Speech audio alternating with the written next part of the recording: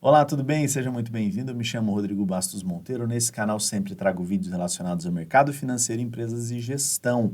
No vídeo de hoje, a gente vai usar as técnicas estatísticas de correlação e de regressão para estimar qual será a inflação num certo cenário de taxa de juros e de taxa de câmbio.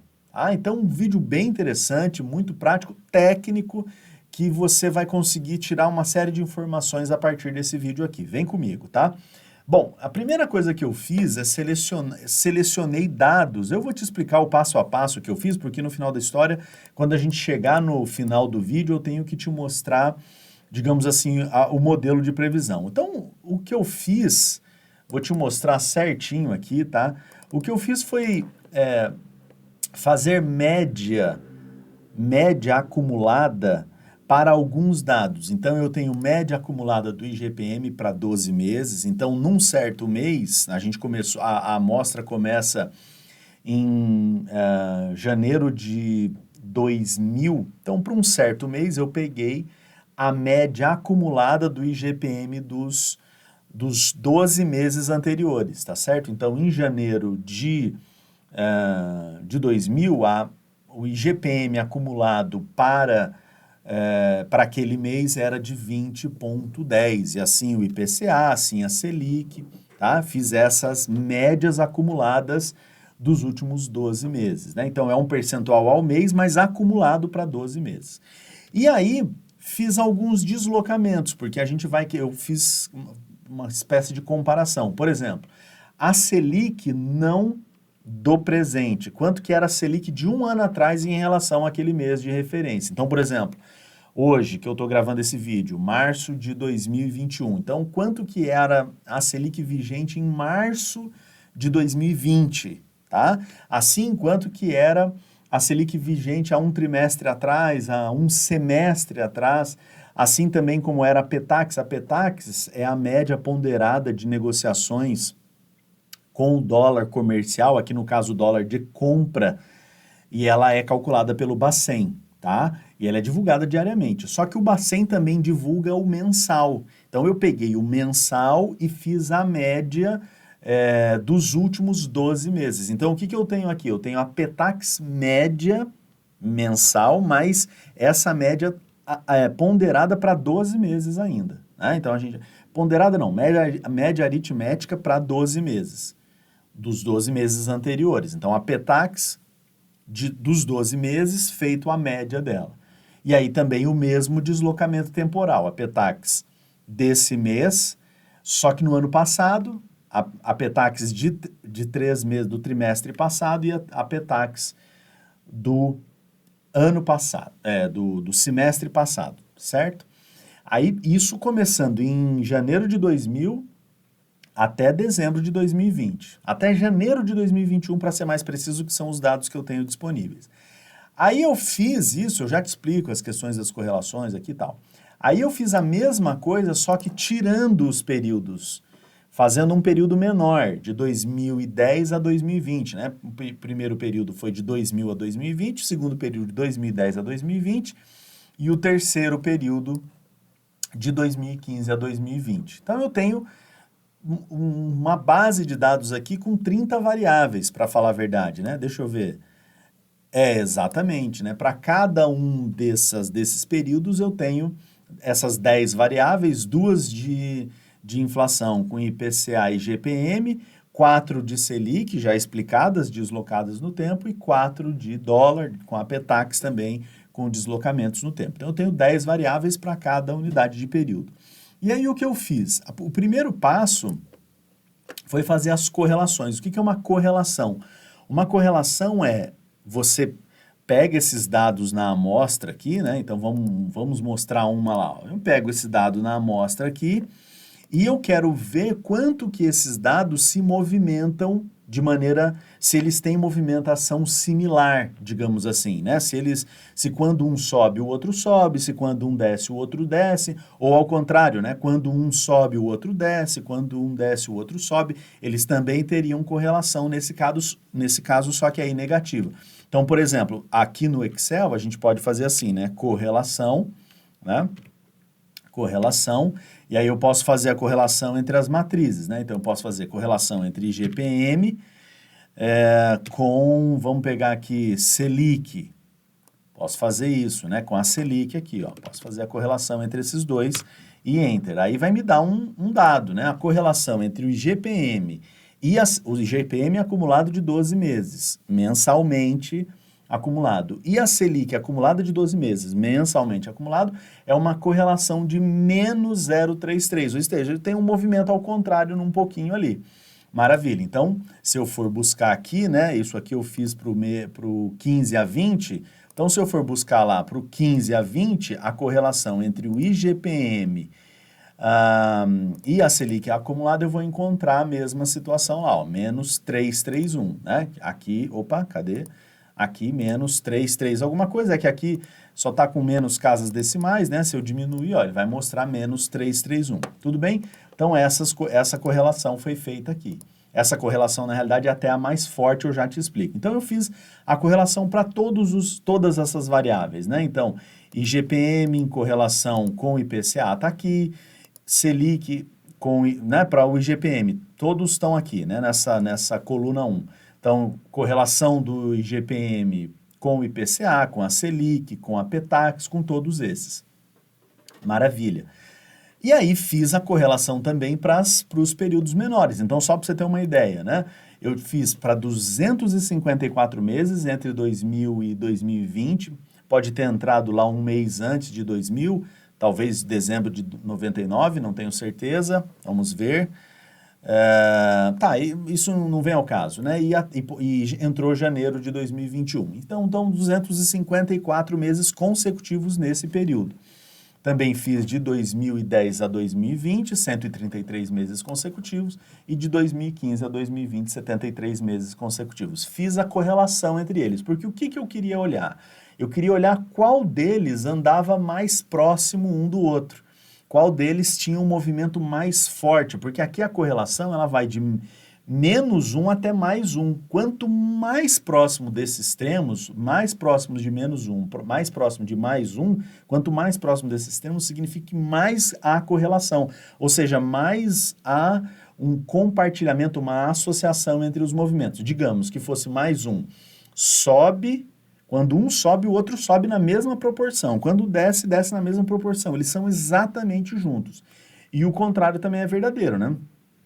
Se for negativo, se for menos 1, quando um sobe, o outro cai, mas na mesma proporção. Eles são um espelho um do outro, né? Então, isso seria é muito difícil isso acontecer na natureza. Então, a gente vai, inclusive, né, eu fiz aqui o teste da significância, enfim, para saber se esses movimentos, eles eram estatisticamente válidos. Então, o que a gente observou? Deixa eu aumentar aqui um pouquinho.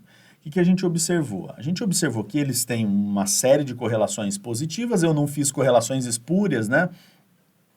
Por exemplo, Petax com Petax, eu não fiz, não considerei, Selic com Selic, não considerei. Considerei IGPM com Selic, Selic com Petax, né? E Petax com IGPM e IPCA. Esses foram os que eu considerei. Nem IGPM com IPCA também não considerei. Então, em negrito aqui, eu coloquei tudo que se destacou dessas relações possíveis. Inflação com taxa de juros e taxa de juros com dólar, com câmbio. E disso ainda tirei o que era mais expressivo nesses pares de comparação. Então, por exemplo, do IGPM, o que era mais expressivo, qual era a maior associação possível com os movimentos de Selic para 2000 até 2020? A maior associação possível era a Selic de 12 meses. O acumulado do IGPM contra o acumulado da Selic tinha a maior associação em 317. Eu marquei com vermelhinho aqui. E a Petax também acumulada de 12 meses. Petax, né? Que é média ao mês, calculado pelo Bacen, das operações com dólar, que são calculadas diariamente. Ele faz uma média ao mês. Eu peguei essa média ao mês e ainda fiz média ao ano, acumulado, né? Não é acumulado, é só o ano. Acumulado é a Selic e o IGPM. Tá bom. Então tá aqui. Então esses dois foram os que se destacaram. Beleza, reservei essa informação. E aí, eu fiz a mesma coisa para o IPCA, né? Então, no IPCA aqui, a Selic também se destacou. Só que no caso do IPCA, a melhor correlação, a maior correlação, quer dizer, foi a correlação da Petax do IPCA com a Petax do ano passado, do ano anterior, né? Então, a Petax, o dólar comercial, o dólar do ano anterior, o dólar negociado entre os bancos no ano anterior, nesse mesmo período, isso é o que mais explica o valor do IPCA no presente. Eles têm uma correlação negativa em 2,85, ou seja, quando o dólar sobe, a inflação cai. Quando o dólar cai, a inflação sobe. Isto é medido, isso é um efeito correlativo, tá? Um efeito de correlação, de associação entre essas variáveis. Ela é negativa, tá bom. E fiz a mesma coisa, não vou precisar explicar cada uma delas, mas fiz a mesma coisa aqui, tanto para a amostra de 2010 a 2020, selecionando quais eram as variáveis que tinham maior correlação, e também de 2015 a 2020, selecionei as variáveis que se tiveram maior correlação. Olha só, aqui foi bem interessante, né? A correlação entre o IPCA e a inflação medida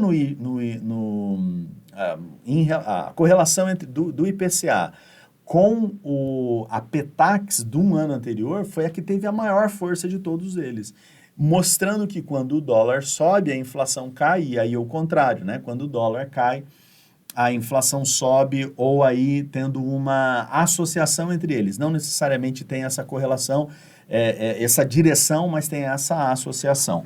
É claro que a inflação sempre vai ser dependente do dólar e da Selic, porque a Selic é definida primeiro e o dólar acontece primeiro para depois vir a inflação, tá? Tudo bem. Aí o que que eu fiz? Eu fiz uma coisa que a gente chama de regressão, porque veja, eu mostrei para você as associações, as correlações, né, o quanto que essas duas variáveis, dessas variáveis compartilham do seu movimento, assim, grossíssimo modo, eu podia dizer que 65% do movimento de alta do IPCA, 65% é compartilhado com o movimento de alta da Selic. Eles compartilham 65% do movimento. A magnitude do movimento de um e de outro é de aproximadamente 65%. Mas eu não falei ainda de quem influencia quem. Claro que, teoricamente, é a Selic que influencia o IPCA e não o contrário. Então, como é que a gente faz para olhar para isso? A gente faz isso aqui. Deixa eu tentar aumentar aqui. A gente faz uma coisa chamada regressão. O que é a regressão? Ela ajusta, deixa eu puxar mais para o lado aqui para aparecer, tá aqui. Ela ajusta os pontos de duas variáveis. Aqui eu só mostrei duas, né? Vou mostrar aqui para você, ó. Vou clicar aqui, vou andar para o ladinho aqui só para você ver quais eram as variáveis, ó.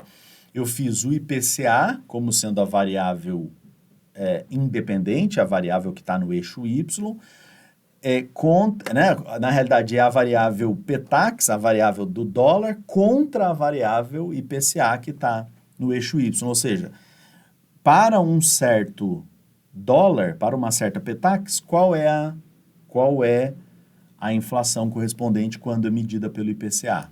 É basicamente isso que eu fiz. Então, olha o que a gente vê aqui, ó. Para uma certa Petax, tá vendo? Os valores das Petax aumentavam e o valor, que foi assim, ó. A Petax estava lá em 2 e pouco, 2,25, vamos dizer, 2,50, e você tinha uma inflação de aproximadamente 10. Vamos ver se isso é verdade, ó. Vamos ver se isso é verdade. Então, estava aqui 2 e pouco, ó, 10, 2,35, 10, 3, 6, ó, nos últimos 5 anos. Então, é isso que a regressão tenta fazer. A regressão tenta ajustar uma certa reta em que as distâncias dos pontos específicos para essas retas, um está mais distante com um sinal positivo, né? Ele está mais para cima lá, ele está mais distante. O outro está mais distante para baixo, com um sinal negativo. Então, a tentativa é de um anular o outro, para ser a reta média, a melhor reta média possível, a reta que consiga ter a menor quantidade de erros, a gente vai falar, né? De resíduos, a menor quantidade de resíduos possível, tá? E agora aqui eu estou dando uma direção, eu estou dizendo qual explica qual. Então, eu estou dizendo aqui que a variável Ptax, ela influencia na variável inflação medida pelo IPCA em 77%, que é esse R ao quadrado aqui. Vamos ver se eu consigo aumentar. É esse R ao quadrado aqui, ó. Porque o que eu estou fazendo aqui? Eu estou fazendo uma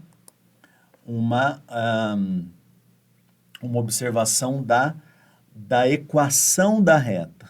A equação da reta é quanto que é a inclinação, a gente vai conseguir essa inclinação a partir deste termo aqui, e qual que é o intercepto, onde que a reta cruza com x. Então, a reta cruza aqui com x no zero, ó, o x é zero aqui no 18, né? Então, se subisse aqui, ó, continuasse subindo, a reta o x ia ser zero no 18. Então, em 18 de IPCA, o x é zero, ou seja, aqui o dólar seria zero.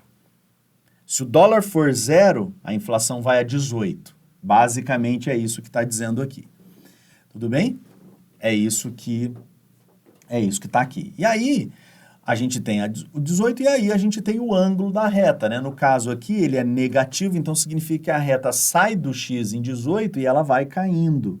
Porque quanto mais sai do x igual a zero, né? Quando ele intercepta o eixo y, ele sai em 18 e ele vai caindo a uma razão de menos 4,2914 vezes x, quanto for o x.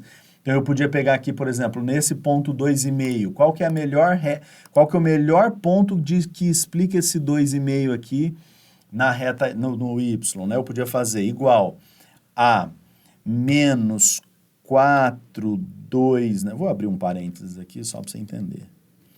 Menos 4,29,2914 vezes 2,5, que eu estou pegando o ponto 2,5, tá? Mais 18,983. Então, eu diria aqui que em 2,5, o ponto ideal aqui é 8,25. É onde está passando exatamente a reta. Tá vendo? É onde está passando exatamente a reta. Isso aqui é o que a gente chama de regressão. Maravilha. E a mesma coisa eu podia fazer. Aqui está escrito IPCA, mas não é IGPM, né? Ou não? Deixa eu ver. Ah, não, é IPCA também. Só que agora contra a Selic, não é mais a Ptax, é a Selic. É o IPCA ainda. Tá aqui. Então, aqui o que acontece? Olha, é o mesmo caso. Só que agora, olha, eu lembrei por que eu coloquei isso aqui. Para te mostrar que o movimento é o contrário. Tá vendo que quanto mais a Selic sobe, mais o IPCA sobe também, baseado nos dados de 2015 até 2020. Eu pego os dados de 2015 a 2020, trago para cá e faço a reta. E aí ela vai funcionar do mesmo jeito. Vamos aumentar aqui, ó. Vai funcionar do mesmo jeito. Então, o Y, né, que é esse eixo aqui, ele é em função de um movimento angular de 0,47 de x, mais uma partida do intercepto de 0,8985, né? Se eu continuasse com essa reta aqui, se ela extrapolasse, chegasse aqui no ponto, né? A gente até podia fazer isso, quer ver? Ó, deixa eu ver se eu tenho deixa eu ver, formas. Quem sabe faz ao vivo, né? Eu estou tentando não fazer nada editado aqui. Eu estou traçando uma reta aqui, ó, em cima da curva. Então, esse pontinho aqui de interceptação da reta com o eixo Y é 0,985, tá vendo? E ela sobe, ela é positiva, ela vai subindo 0,4717x. O x está aqui. X multiplicado esse coeficiente de inclinação, esse alfa que a gente vai falar, né? Mais o alfa, mais o intercepto, mais esse beta, para falar a verdade, mais esse intercepto, que é o alfa, de 0,8985, aí sim você tem a inclinação da reta. Só que, olha, veja bem, a Selic explica menos a Petax, desculpa, o IPCA, do que a Petax. A Petax explica 0,77, a Selic explica 0,42. Se eu voltasse lá nas correlações, eu ia ver que o movimento também é igual, ó. A Selic é zero, a correlação é de 0,652 e a correlação da Petax é de menos 881. Ou seja, a correlação é muito mais forte da Petax de um ano passado para o IPCA do que a Selic, embora as duas tenham relações fortes, né? Tudo bem? Então, aqui está a regressão. E aí, vamos voltar aqui no nosso modelo. O que acontece? Por que eu selecionei essas que são mais fortes? Porque eu quero criar... Eu não tô... Aqui, esse vídeo não tem nenhuma carga teórica, eu não tô teorizando por que a Petax ou por que a Selic leva a inflação. Isso aqui é o que a gente chamaria de um modelo ad hoc, né? AD espaço HOC, né? Ad hoc é um modelo que é explicado com base nos dados, empiricamente. Eu não criei uma hipótese a priori e estou tentando encontrar uma hipótese teórica e estou tentando encontrar na realidade dados para explicar a minha hipótese teórica. Não, eu estou só pegando os dados e testando.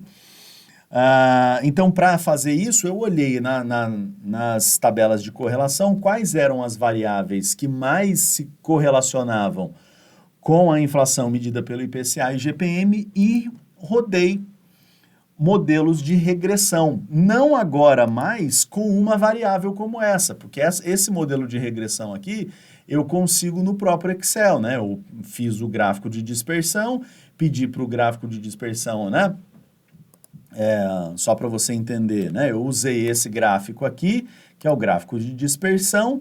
Quando eu tinha o gráfico de dispersão, eu pedi para adicionar uma linha de tendência, né? Depois que eu adicionei a linha de tendência, eu fui aqui em formatar a linha de tendência e pedi para exibir a equação do gráfico e exibir o valor de R ao quadrado do gráfico. E foi isso que o Excel fez tranquilamente para mim aqui, excelente, né? Tudo certo. Só que aí, o que eu queria? Eu queria agora fazer um modelo em que tivesse que atender essas duas variáveis. Olha que loucura, né? Eu queria que eu tivesse um modelo que atendesse tanto a movimentação da Petax, se eu tivesse para uma certa Petax, e para uma certa Selic, qual seria a melhor inflação medida pelo IPCA e medida pelo IGPM, né? Qual seria a melhor? E aí eu gerei modelos de regressão, rodei isso num software chamado SPSS, e aqui estão os modelos, né? Então, a constante é o intercepto, é onde liga, onde o x é igual a zero, da onde que sai ali no y, e aí eu tenho um dado de beta e eu tenho um dado de beta, dois betas. Eu tenho dois betas, né? Eu tenho um beta para a Selic, eu tenho um beta para a Petax, e aí cada um tem uma participação. Com base nesses coeficientes que eu rodei para todos os pares, tá? Dessas variáveis que foram selecionadas aqui. Com base nessas equações, o que eu fiz? Eu vim aqui e criei, com base nas equações, né, com os coeficientes que foram gerados pelas equações, por exemplo, vamos mostrar aqui o do IPCA de 5 anos, né? Eu vou pegar lá para uma certa Selic, porque são as variáveis que eu estou usando, Selic e Petax, para uma certa Selic, essa Selic eu vou multiplicar com o quê? Com esse coeficiente de Selic aqui.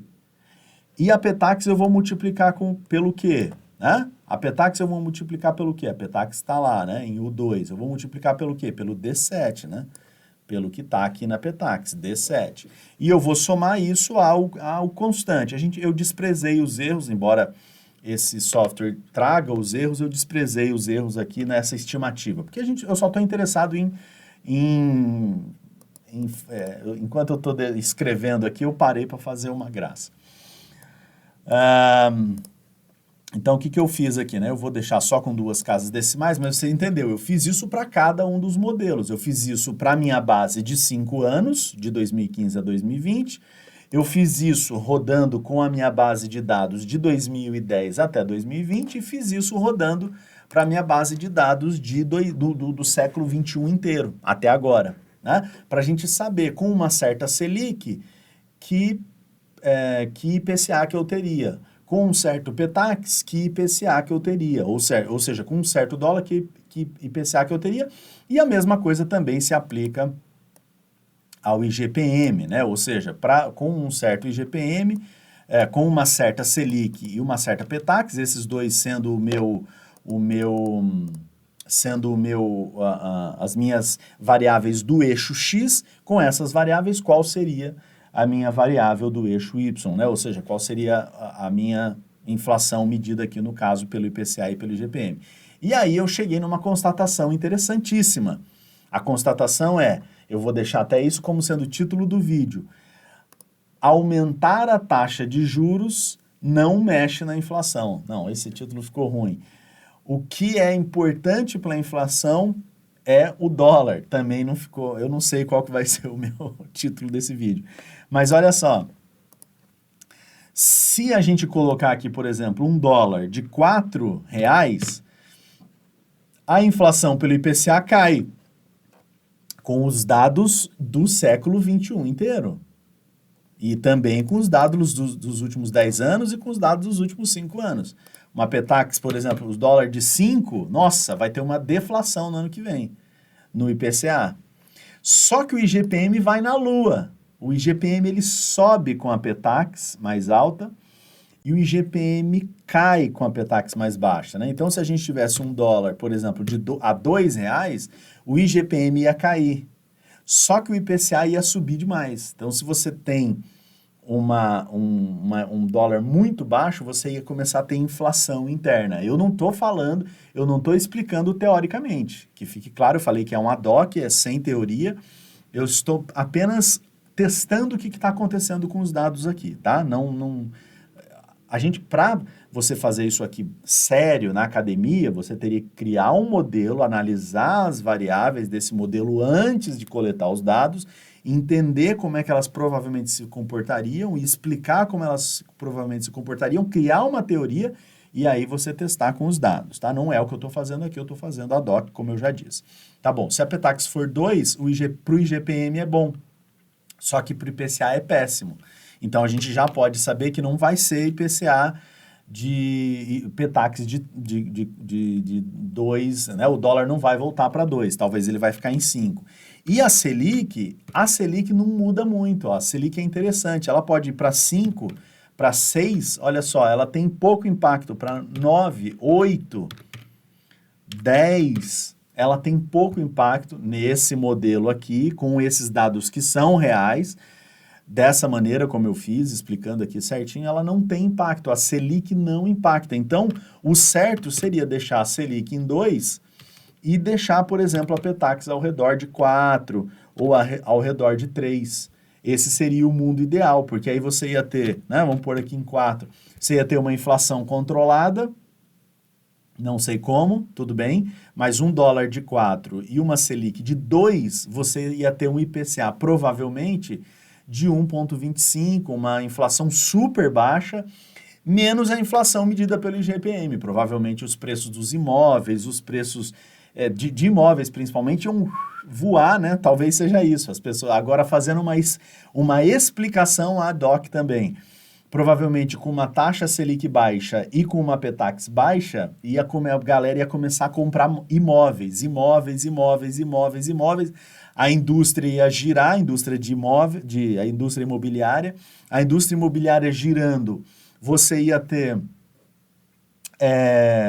mais emprego, com mais emprego você ia ter mais consumo, com mais consumo ia ter mais importação, porque o dólar tá barato, ia ter mais fabricação, ia ter mais produção interna aqui, ia ter mais emprego, com mais produção, mais consumo, com mais consumo, as pessoas iam ter mais dinheiro, ia ter mais fábricas sendo abertas, mais indústrias, mais serviços, mais educação, e a inflação ia se controlar, e ela ia ficar controlada, porque você ia ter emprego, e aí a indústria da construção civil puxaria. A única coisa que seria prejudicada é que os valores dos imóveis iam continuar crescendo até um certo momento aí, né? E aí a gente ia ter que ver o que faria com isso. Mas os valores dos imóveis estão super baixos, né? O mercado imobiliário está muito desvalorizado. Eu fiz um outro vídeo aqui mostrando que não crescem os preços já há mais de 10 anos, então não vejo problema nenhum. Né? Tudo bem? Então, eu acho que eu vou encerrando por aqui. Foi só um vídeo para dar umas risadas, né? A gente está falando de... nesse vídeo eu te mostrei correlação, te mostrei regressão e fiz um modelo positivo, né? Otimista para o IPCA e para o IGPM nos próximos anos, com uma Selic baixa e com o Petax baixo também. Valeu? Tchau!